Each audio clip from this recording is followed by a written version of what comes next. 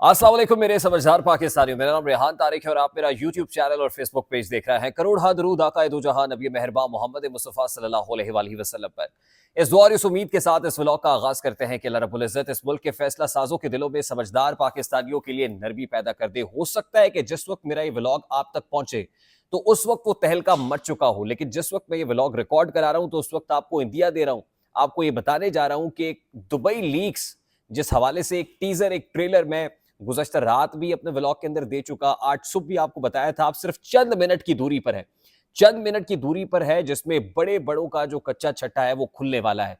इसमें इस्टेब्लिशमेंट के बड़े बड़े, मतलब उसमें जर्नैल भी शामिल हैं, उसमें बड़े ब्यूरोक्रेट भी शामिल हैं, उसमें सेलिब्रिटीज भी शामिल हैं, उसमें सियासतदान भी शामिल हैं जिन्होंने दुबई में गैर कानूनी जायदादें बनाई, जिन्होंने अपना गैर कानूनी या काला धन दुबई में जाके पार्क किया, उन सबका कच्चा छट्टा खुलने वाला है। और खास तौर पे एक जो तंजीम है इस हवाले से, जो ऑर्गेनाइज्ड क्राइम और करप्शन रिपोर्ट प्रोजेक्ट के नाम से जानी जाती है, organised crime and corruption report project, इसके बैनर तले ये प्रोजेक्ट हुआ है जिसमें मुख्तलिफ ममालिक के जो तहकीकाती सहाफ़ी हैं, ऑर्गेनाइजेशंस हैं, उन्होंने फैसिलिटेट किया है, उन्होंने मुआवनत की है, बिल्कुल उसी तरह जैसे पिंडोरा पेपर्स के अंदर या पनामा पेपर्स के अंदर तहकीकाती सहाफ़ियों का एक ग्रुप तश्कील पाया था और उन्होंने मिलकर इसके अंदर जो है वो अपना अपना इनपुट दिया था। बिल्कुल उसी अंदाज में इस प्रोजेक्ट में भी मुल्क के मुख्तलिफ मुमताज़ तहकीकाती सहाफ़ियों, ना सिर्फ हमारे मुल्क के बल्कि दीगर ममालिक के अंदर भी जो तहकीकाती इन्वेस्टिगेटिव जर्नलिस्ट है, उन्होंने इस प्रोजेक्ट की मदद की है और वो नाम लेके सामने आए हैं, डिग आउट किए हैं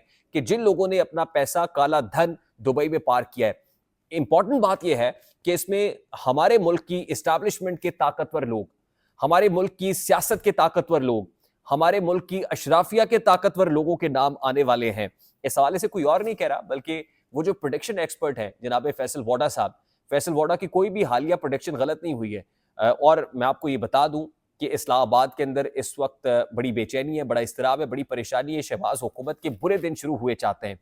किस तरह से मैं इस तरफ आता हूँ, और इस्लामाबाद के अंदर एक बड़ी तब्दीली की बाज़गश भी है। इस्लामाबाद के अंदर बड़ी तेजी से एक बड़ी तब्दीली आ रही है। लेकिन उससे पहले फैसल वोडा साहब जो कहते हैं, मैं जरा आपके सामने रख दूं, गोशगुजार कर दूं। वो कहते हैं कि खबर है कि मखसूस मीडिया ग्रुप्स में फिर कोई प्रोपोगंडा होने को है। किरदार भी आलमी ताकतों से जुड़े वही लीक्स वाले खिलाड़ी हैं। ये वो बात कर रहे हैं, वो उन इन्वेस्टिगेटिव जर्नलिस्ट की बात भी कर रहा है। इस प्रोपोगंडे की टाइमिंग चेक करें। क्या आज़ाद कश्मीर में होने वाली मनसूबाबंदी और इस खेल के खिलाड़ी एक ही हैं? रेफर फिर एस्टैब्लिशमेंट को कर रहे हैं। ये ज़रा ज़हन में रखिएगा। इस प्रोपोगंडे में मुमकिना तौर पर कई अहम शख्सियात की प्रॉपर्टीज से मुतालिक गुमराह कुन तफसीलात बताई जाएंगी, जबकि एक मखसूस तबके को क्लीन चिट देने का फरमाइशी प्रोग्राम भी बनाया गया है। क्या आने वाली इस मुहिम का टारगेट SIFC है? Special investment facilitation council. Special investment facilitation council का कयाम कौन अमल में लाया? Chief of the army staff general Asim Munir. Faisal Vawda sahab कह रहे हैं क्या आने वाली इस मुहिम का टारगेट SIFC है? तो इसका मतलब यह है कि ये बता रहे हैं कि फौज के कुछ लोगों के नाम भी शायद इस लीक्स में होंगे, और कह रहे हैं कि क्या टारगेट किया जाएगा SIFC को? दोस्त ममालिक और पाकिस्तान में आने वाली आलमी सरमायाकारी इसका हदफ है, टारगेट है। सवाल यह भी है कि इसका हतमी हदफ कौन है? वक्त आने पर सब बताऊंगा, अभी नहीं बता रहे, लेकिन वो कहते हैं वक्त आने पर सब बताऊंगा। और इनके बकौल इनका नाम भी इन लीक्स के अंदर शामिल है, लेकिन वो कहते हैं कि मुझे कोई फर्क पड़ने वाला नहीं है क्योंकि इस हवाले से मैं पहले ही बता चुका हूं। तो एक भौचाल मचने वाला है। तमाम तर मीडिया चैनल्स की जो टीवी स्क्रीन्स की जो है वो फ्लैश करेंगी, अखबारात के अंदर ये खबरें लगेंगी, नाम जाहिर होंगे, और कल से, बल्कि यूं समझ लीजिए कि बस आज रात से ही प्रोग्राम्स का जो एंगल है वो तब्दील हो जाएगा। अब प्रोग्राम्स का धारा तब्दील हो जाएगा, एडिटोरियल तब्दील हो जाएगा, हर कोई अपने हिसाब से इन लीक्स के ऊपर तबसरा करेगा इस प्रोपेगेंडे पर। अब लाइव जो बड़ी बड़ी ट्रांसमिशन है ना जी, अब उसके मुंह खुलने वाले हैं, तो इसलिए सीट बेल्ट बांध ले, तैयार हो जाएं, क्योंकि इनमें कुछ पर्दा नशीनों का भी नाम आता है। मेरा ख्याल है अब इंतजार करते हैं, let's keep our fingers crossed, और देखते हैं कि लीक्स में कौन कौन, वो कहते हैं ना सब फड़े जाएंगे, तो सब फड़े जाएंगे हमारी इत्तलात के मुताबिक। उसके बाद इस्लामाबाद के अंदर एक बड़ी तब्दीली आने जा रही है। इस्लामाबाद की बात कर रहा हूं मैं, रावलपिंडी की बात नहीं कर रहा। और जो समझने वाले समझदार हैं कि रावलपिंडी में तब्दीली आती है तो तब्दीली कैसी होती है, और इस्लामाबाद में जब तब्दीली आती है, चलिए मैं थोड़ा सा और इसको थोड़ा सा और स्पेसिफिक कर देता हूँ। इस्लामाबाद में ना मारगला की पहाड़ियों में कुछ तब्दीली आ रही है। मेरा ख्याल अब जब समझदार पाकिस्तानी मैं कहता हूं तो समझदारों के लिए इशारा ही काफी होता है। तो मारगला वाले हाँ में कुछ तब्दीली आ रही है। अब देखना ये है कि जो तब्दीली बड़ी देर से रोकी हुई है और कोई चाहता है कि ये तब्दीली अभी ऐसी यानी तब्दीली ना आए, मामला ऐसी स्टेटस को बरकरार रहे, तो बिलाखिर वो कहते हैं ना कि सबात एक तगय्युर को है ज़माने में, तो कोई भी चीज़ जमूद तो तारी नहीं हो सकता ज़्यादा देर के लिए, अब तब्दीली तो आनी है और तब्दीली आ नहीं रही बल्कि तब्दीली बड़ी तेज़ी से आ रही है। यानी समझ लीजिए कि आ गई है और बस नाम शो होना बाकी है, कौन होगा? काफ़ी दिनों से हम इस पे को पेशगोइयाँ कर रहे हैं, अब डिस्कशन भी हो रही है मुख्तलिफ हलकों के अंदर, तो अब देखना ये है कि कौन होता है वो नया शख्स जो इसमें शामिल होता है। किसका नाम आता है, किसके नाम का कुरा निकलता है और कौन जो है अब ये मामलात को संभालेगा।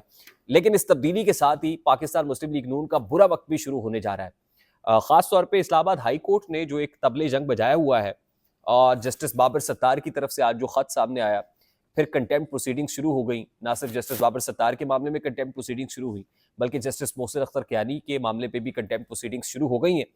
और जैसे-जैसे जस्टिस मोहसिन अख्तर कियानी का या बाबर सत्तार साहब का ये मामला आता है, साथ ही कुछ काउंटर कार्रवाइयाँ भी शुरू हो जाती हैं। मोहसिन अख्तर कियानी साहब के अगेंस्ट तो रेफरेंसेस बने, 3-3 रेफरेंसेस आ गए। बाबर सत्तार की सोशल मीडिया पे ट्रोलिंग शुरू हो गई। अब फिर सुप्रीम कोर्ट में जस्टिस मोहसिन अख्तर कियानी के खिलाफ दरखास्त दायर कर दी गई है और मंजूर नज़र वकला पर नवाजिशात, इलाकाई तासुब, डिस्ट्रिक्ट जजेस की तरक्कियों में रुकावटें डालने, मुतासिब सेशन जजेस की सरपरस्ती, मातहत अफसरान की परफॉर्मेंस रिपोर्ट को ख़राब करने, इख्तियारात से तजावुज़, धमकियाँ देने जैसे जो संगीन इल्ज़ामात हैं, वो सुप्रीम कोर्ट ऑफ पाकिस्तान में दायर इस दरखास्त के अंदर लगाए गए हैं। यानी कि ये शिकवा जवाब शिकवा है, ये कार्रवाई जवाबी कार्रवाई है। वो कार्रवाई जो एक तरफ इस्लामाबाद हाई कोर्ट के जजेस कर रहे हैं, वो जस्टिस बाबर सत्तार हो या मोहसिन अख्तर कियानी हो, तो उसके जवाब में जैसे आज हमने देखा कि अटॉर्नी जनरल ने प्रेस कॉन्फ्रेंस की और अटॉर्नी जनरल की प्रेस कॉन्फ्रेंस पर इत्तफा नहीं किया गया, बल्कि वफाकी वज़रा ने आके प्रेस कॉन्फ्रेंस कर दी। तो अब बिल्कुल उसी अंदाज के अंदर ये जवाबी कार्रवाई है, सुप्रीम कोर्ट के अंदर दरखास्त है और उसमें जस्टिस मोहसिन अख्तर कियानी के कंडक्ट पर सवालात उठाए गए। अब देखना ही है कि हुकूमत जो इस वक्त मुश्किल में है, क्या वो इस मुश्किल से आसानी से निकल पाएगी, क्योंकि मामला एक जज का नहीं है, दो का नहीं है, 6 का नहीं है। अब लग रहा है कि ना सिर्फ ये कि इस्लामाबाद हाई कोर्ट के 8 जजेस इस सेम पेज पे हैं, बल्कि जो मुख्तलिफ हाई कोर्ट्स हैं including Lahore high court, Shahzad Malik sahab की कोर्ट, वो भी सेम पेज पे है और आने वाले दिनों में मजीद लोग खत भी लिखेंगे, तबले जंग भी बजाएंगे, कंटेम्प्ट प्रोसीडिंग्स भी शुरू करेंगे। तो एक नया जो बहरान है, एक नया कोहराम है, वो भी मचेगा और मचने को तैयार है। अब देखना ये कि how this government deals with that. I hope मेरी बात आप तक पहुंची होगी। अगर पहुंच जाए तो वीडियो को लाइक और शेयर करना मत भूलिएगा। चैनल पे अगर नए हैं तो चैनल को सब्सक्राइब कर लीजिएगा। हम कोशिश ये करते हैं कि एक्सक्लूसिव न्यूज़ जो है वो आपके साथ शेयर की जाए। जो लाइक हॉट केक्स अभी कुछ चीज़ आ नहीं रही है, मतलब कोई मंजर आम पर नहीं है, लेकिन उससे पहले हम आपको उसका एक नक्शा बता दें, खाका खींच कर बता दें। आई होप आप तक पहुंचा होगा। वीडियो को लाइक और शेयर कीजिएगा ताकि हमारा मैसेज तक पहुंच सके। अपना बहुत सारा ख्याल रखिएगा। मुझे रेहान तारिक को इजाज़त दीजिए। अल्लाह हाफ़िज़।